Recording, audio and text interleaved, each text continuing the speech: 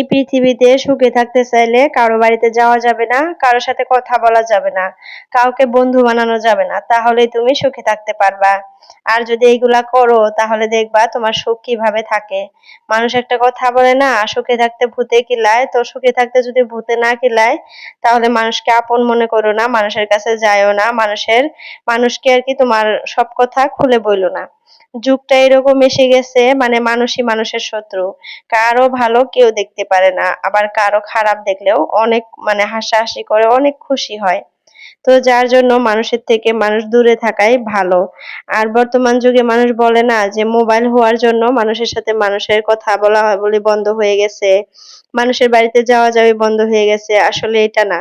সবসময় কিন্তু আমরা মোবাইল দেখি না, মাঝে মধ্যে কারো সাথে সামনাসামনি কথা বলতে ইচ্ছা করে, কিন্তু ওই যে মনের ভেতরে একটা ভয় থাকে যে না কি বলবো, আবার কাউকে যে আবার বলে দেবে নাকি, আবার মানে আরেকটা ভেজাল বাজবে নি, বা আবার সমস্যা হবে নাকি, এরকম কিন্তু একটা ভয় সবসময় মনের ভিতরে থাকে।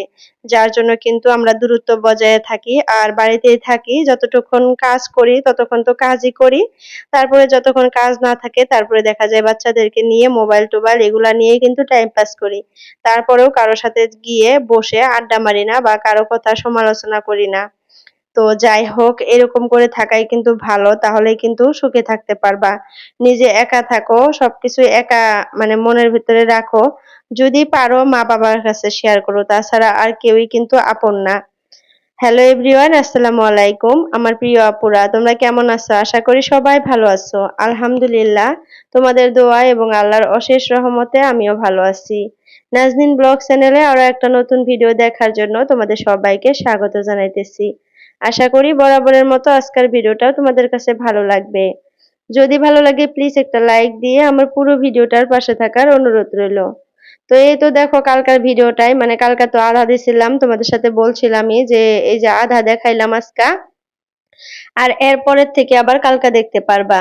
আসলে মানে এত বড় হয়ে গেছিল ভিডিওটা, তো যার জন্য কিন্তু আধা আধা করে দিলাম। তো কালকা কিন্তু সম্পূর্ণ ঘরটা পরিষ্কার করে মানে তারপরে যে মানে ফাইনাল লুকটা তোমাদের সাথে শেয়ার করতে পারি নাই।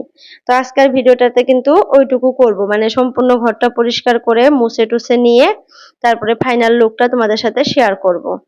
আসলে ঘরবাড়ি পরিষ্কার করা একটা নেশায় পরিণত হয়ে গেছে আমার। অনেক কষ্ট হয়, অনেক পরিশ্রম হয়। মাঝে মধ্যে ভাবি যে করব না, আবার না আমি থাকতেই পারি না। জানি না কেন এরকম হয়ে গেলাম, আমি বুঝতেই পারি না। নিজের শরীরেও কিন্তু অনেক কষ্ট হয়, তারপরেও মনে হয় এগুলা করার পর শান্তি একটা মিলে। কষ্টটা মানে চেপে ধরে রেখে এগুলা করি। এত পরিমাণে গরম আপুরা 2-3 দিন থেকে পড়ছে, মানে গরমে বসে থাকতে পারি না, তার উপরে আবার কাজ করি। তো যাই হোক, মানে বসে থাকলে মনে হয় আরো বেশি গরম লাগে, কাজ করলে মনে হয় গরমটা একটু কমই লাগে। মানে কাজের মধ্যে দিয়ে না কোনো কিছুই কোনো কিছুই আর কি খেয়াল থাকে না, মানে হুঁশই থাকে না। তো এই যে দেখো আমার কাজ করতে মানে আমার কিন্তু কাজ করার ধরনগুলো তোমরা যখন দেখবা, মানে ভিডিওতে যখন দেখো তোমরা নিশ্চয়ই অনুভব করতে পারো যে আমি একদম কাজে পাগল হয়ে গেছি।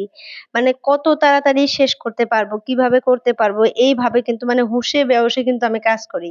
আমার কাজ করার সাইজ গুলা দেখলেই কিন্তু তোমরা মানে বুঝতে পারবা। তো যাই হোক, এভাবে কাজ করে দেখে না আমার মানে কোনো কিছুই মালুম হয় না। কিন্তু কাজ-টাজ শেষ করে যখন আমি মানে বিশ্রাম নিতে যাই গোসল-টোসল করে, তখন আমার শরীর এত পরিমাণে ব্যথা হয় আপুরা, মানে উঠে দাঁড়াইতে পারি না, হাঁটতে পারি না। তারপরে ৫ মিনিট হাঁটাহাঁটি করার পর আবার ঠিক হয়ে যায়। আর এভাবে কাজ করি দেখে কিন্তু আমার শরীরে কোনো বিষ বেদনা কোনো কিছুই নাই। একদম শরীরটা পাতলা। মানে সবসময় কাজের উপরে থাকি যে শরীরে কোনো বিষ বেদনা নাই। তো যাই হোক, ভিতরগুলা সব ভালো করে হাত দিয়ে তারপরে যে লাঠিটা দিয়ে মানে মপটা দিয়ে, সরি লাঠি বলতেছি, মপটা দিয়ে ভালো করে মুছে তারপরে কিন্তু সোফাগুলা সেট করতেছি। আর এইভাবে ডিপ ক্লিনিং করার পর কিন্তু রুমটাতে আসলে একটা ফ্রেশনেস আসে আর অনেক ভালো লাগে। তো আজকে কিন্তু রুমটাতে অনেক ভালো লাগবে আমার কাছে, কারণ এই যে খুব সুন্দর করে পরিষ্কার করে নিলাম। নিজের মনে একটা শান্তি পাবো যে না, রুমটা আজকে ভালো করে পরিষ্কার করছি। ওই যে ঘরে আসছি প্রায় ৮-৯ মাস হয়ে গেল। এখন পর্যন্ত কিন্তু মানে এভাবে করি, ঈদের মধ্যে করছি, সরি ভুল হয়ে গেল। রোজার ঈদেও করছি, আবার কুরবানির ঈদেও করছি, আবার এই একদিন করলাম। মানে ৩ দিন করা হলো, প্রায় ৭ মাস হয়ে গেছে বাড়িতে আসছি। ৭ মাস না ৮ মাস এরকমই হবে আসছি। তো ৩ বার করে মানে এরকম করে ডিপ ক্লিনিং করা হয়ে গেল প্রায়। তো এইরকম করে মাঝে মধ্যে কিন্তু করতে লাগে। আর এইভাবে করি দেখি কিন্তু ঘরটা অতটা মানে অপরিষ্কার হয় না। আর অনাসে-কোনাসে কিন্তু অত জঙ্গলও থাকে না, নোংরাও থাকে না। তারপরেও কিন্তু অনেকগুলা করে বের হয়। তারপরেও আমি ভাবি যে আরো বের হইতো যদি আমি মাঝে মধ্যে পরিষ্কার না করতাম। আর পোকামাকড়ের কিন্তু বাসা হয়ে যাইতো। তো যার জন্য কিন্তু মাঝে মধ্যে এরকম করে পরিষ্কার করা অনেক দরকার। তো আমি দেখি অনেক আপুদেরই মানে আশেপাশে দেখি মানে কাজকর্ম এভাবে রেখে দেয় মনে হয় যে কোনোদিনও ঘরের কাজে হাত দেয় না। আর মানে এতই এলোমেলো হয়ে থাকে কিছু, কিছু মানে বাড়িতে যাই যদি দেখি যদি আমার অনেক খারাপ লাগে যে ইনারা করে কি সারাদিন? খালি রান্না-বান্না, খাবার-দাবার এইগুলা কাজ করেই সারাটা দিন কেটে যায় ইনাদের। তো খারাপ লাগে মানে ওগুলা দেখলে না একটু খারাপ লাগে। কারণ আমরা পরিষ্কার থাকা মানুষ যে। তো যাই হোক গ্রামে থাকি, তারপরে ২ টা বাচ্চা আর সবকিছু করি। আবার গ্রামের পরিবেশেই কিন্তু থাকি সবসময় একদম সাধারণ। কোনো কিছুই কিন্তু বেশি নাই। আর আমি শো অফ করতে একদমই পছন্দ করি না। তো যতটুকু আমি যেভাবে থাকি আরকি, যেভাবে আমি চলাফেরা করি, তো ওইটাই কিন্তু তোমাদের সাথে শেয়ার করি। একদম মানে সিম্পল লাইফস্টাইল যেটাকে বলে। আসলে আহামরি আমার কিছুই নাই। যেরকম দেখো ওইরকমই, এর থেকে বেশি কিন্তু আর কোনো কিছুই নাই। তো এর মধ্যে দিয়ে কিন্তু আমি সুখ খুঁজে পাই। আর আলহামদুলিল্লাহ আল্লাহর হাজার কোটি শুকরিয়া। আল্লাহ অনেক সুখে রাখছে, শান্তিতে রাখছে। আল্লাহ সবসময় আমার সাথে আছে এটা আমি মনে করি। কারণ মানে কোনো বিপদেই কিন্তু আল্লাহ আমাকে ফালায় নাই। কোনোদিনও এরকম কোনো বড় বিপদে ফালায় নাই আল্লাহ। আল্লাহ সবসময় আমাকে হেফাজতে রাখে। আর আল্লাহর কাছে আমি এটাই চাই যে, আল্লাহ তুমি সবসময় তোমার হেফাজতে রাইখো আমাদেরকে। যাতে কোনোদিন কোনো এরকম প্রবলেমে বা ওরকম বেমার আজারে যাতে না পড়ি।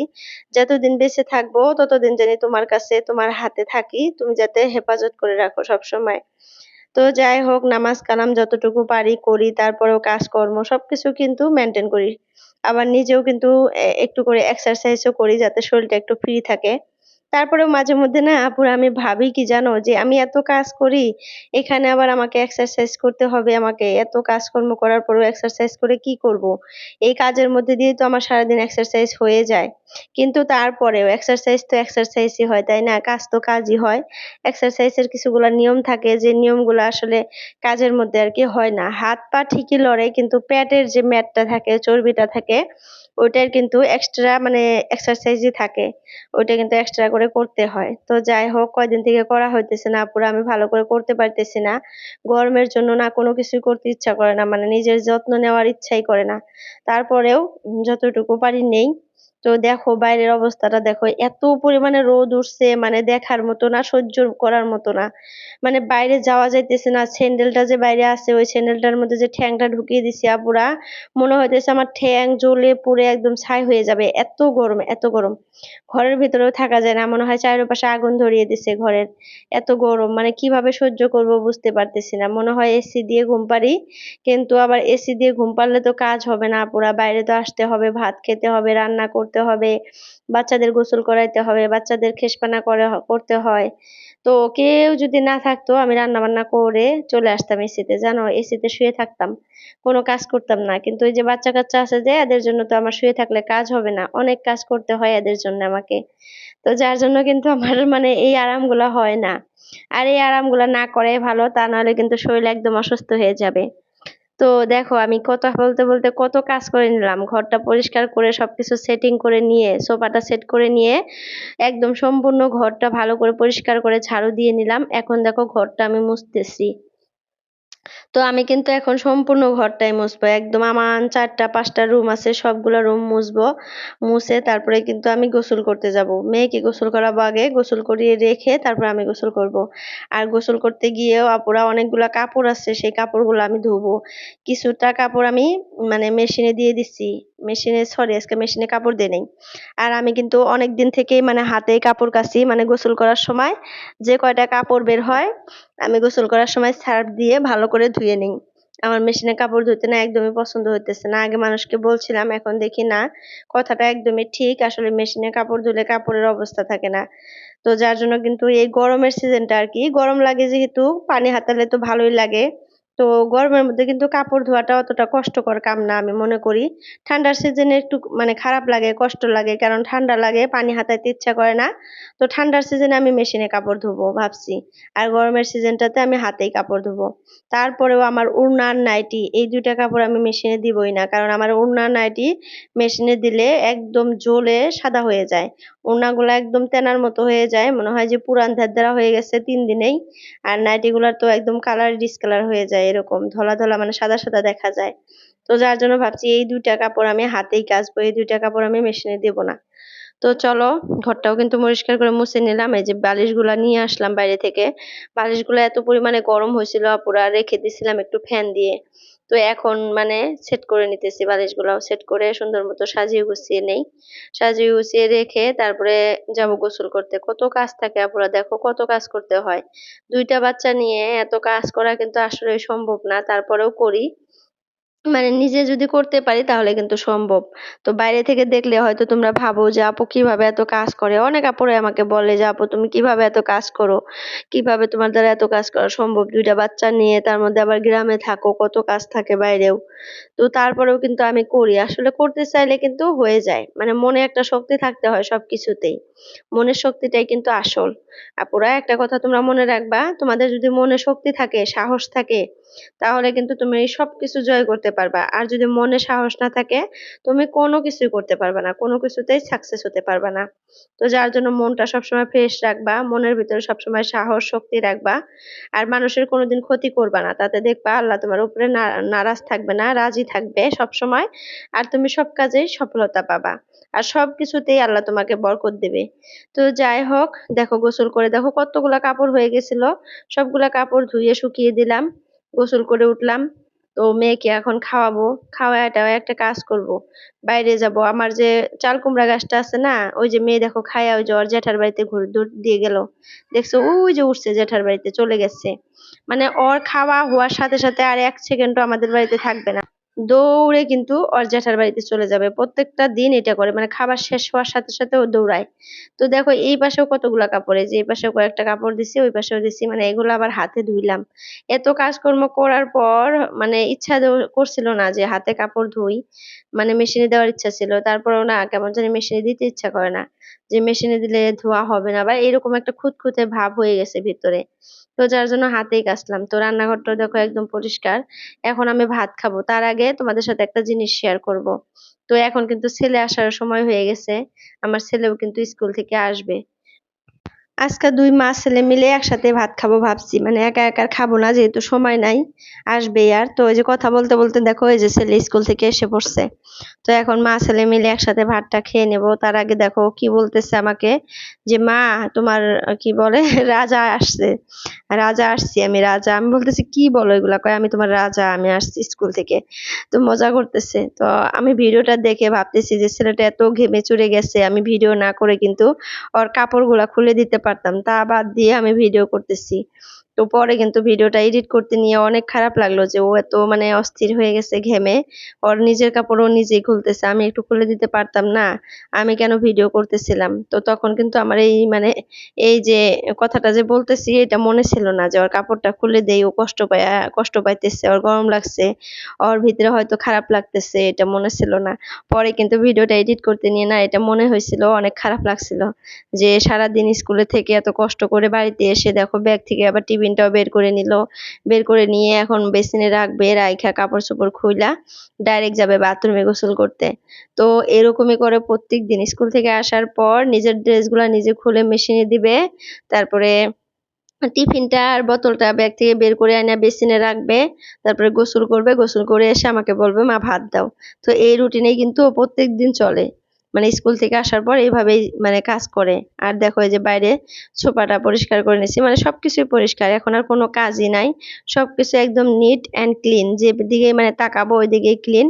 তো এই ক্লিনটা দেখতেই কিন্তু আমার জাস্ট ওয়াও লাগে। এত ভালো লাগে কি আর বলবো। তো চলো তোমাদেরকে একটা জিনিস দেখাই আমি। তো তোমাদেরকে যে বললাম আমার যে চাল কুমড় গাছ আছে, তো চাল কুমড় গাছে কি হয়েছে জানো, মানে একটু আগে মানে উপরে প্রত্যেকদিন আমি দেখতেছি যে কুমড়গুলা ঠিকঠাক আছে না নাই। তো দেখতে গিয়ে দেখি কুমড়টা নাই। আল্লাহ, আমার যে কেমন লাগছে আপুরা, মানে দেখে যে দেখি কুমড়টা নাই, মনের ভিতরে একদম ছেদ করে উঠছে, মনে হলো যে আল্লাহ কি হইলো আমার কুমড়টা। তো তলে ভালো করে দেখি, মানে উপরে থেকে তলে দেখলাম যে মনে হয় তলে পড়ে গেছে, মানে ঝুলে ছিল যে পড়ে গেছে। তো এই যে এইখানেও দেখো একটা কুমড় আসছে, দেখছো বড় হয়ে গেছে, এটা চাক ভাজি খাওয়ার মতো হয়েছে। কিন্তু চাক ভাজি খাবো না, আর একটু বড় হোক রান্না করেই খাবো। তো চলো এই জঙ্গলের ভিতর দিয়ে এখন যাইয়া ওই কুমড়টা আনতে হবে। এত জঙ্গল আর এত গরমের মধ্যে ভয়ও লাগতেছে যে এর ভিতরে যদি সাপ থাকে কি হবে। তো তারপরে আমাকে তো মানে কুমড়টা আনতেই হবে, আমার গুপ্তধন। মানে গুপ্তধন এই যে পেয়ে গেছি, দেখো কোথায় পড়ে আছে, দেখছো জঙ্গলের মধ্যে ছিঁড়ে পড়ছে। হয়তো আজকা পড়ছে, সকালেই পড়ছে বা 10টা এরকম টাইমে পড়ছে। মানে কষ পড়তেছে ডোগাটা দিয়ে, তো ছিঁড়ে পড়ছে কারণ ভার হয়েছিল যে ছিঁড়ে পড়ে গেছে। আর এই কুমড়টাই কিন্তু তোমাদেরকে আমি ভিডিও করে জুম করে দেখাইছিলাম, তোমরা হয়তো দেখতে পাও নাই। একটা কিন্তু চালের উপরে আছে আর দুইটা কিন্তু মানে একটু বড় বড় সাইজের, রান্না করে খাইছি। ধরো যে বাজারে কিনতে গেলে 30 টাকার মতো নিত, ওইরকম সাইজ হয়েছিল। মাছ দিয়ে রান্না করে খাইছি আর দুইটা পাকছে। তো এই যে একটা ছিঁড়ে পড়ছে আর একটা কিন্তু চালের উপরে আছে, আবার একটা কিন্তু এই যে জ্বালা দেখাইলাম, ছোট একটা জ্বালা আসছে। তো ওইটাও এখন বড় হবে, আবার চালের উপরে ছোট ছোট জ্বালা আসছে, দুই একটা জ্বালা আসছে, ওগুলা বড় হইতে হইতে একটু মানে সময় লাগবে। তো এই গাছটা কিন্তু একাই হয়েছে, একাই হওয়ার পর যে এত সুন্দর করে মানে মানে সবজি হইতেছে দেখে কিন্তু আসলে মাশাল্লাহ অনেক ভালো লাগে। তো এই কুমড়টা এখন আমি কাটবো না, কারণ আমার মা আসবে, আমার আব্বু আসবে, ভাই আসবে, ভাইয়ের বউ আসবে। তখন তোমাদের ভাইয়াকে আমি ভালো মাংস আনতে বলবো, মানে খাসির মাংসই হোক বা যে কোনো ভালো মানে তেলালা মাংস আনতে বলবো। ওই তেলালা মাংস দিয়ে কিন্তু কুমড় খাইতে অনেক মজা লাগে। আর কুমড় কিন্তু মানে ইসা শুটকি দিয়ে ভাজলেও ভালো লাগে, মানে পাকা কুমড় তুমি যেভাবে রান্না করবা, আবার তেলালা যদি বড় মাছ দিয়ে রান্না করো তাও কিন্তু অনেক মজা লাগে। তো এইভাবেই খাবো। আর এদিকে দেখো দুই ভাই বোনে খেলতেছে। তো যাই হোক আপুরা, আজকের জন্য ভিডিওটা এতটুকুই রাখলাম, আর লং করবো না। বাই বাই, আল্লাহ হাফিজ, সবাই সুস্থ থেকো, ভালো থেকো, আমাদের জন্য দোয়া করো।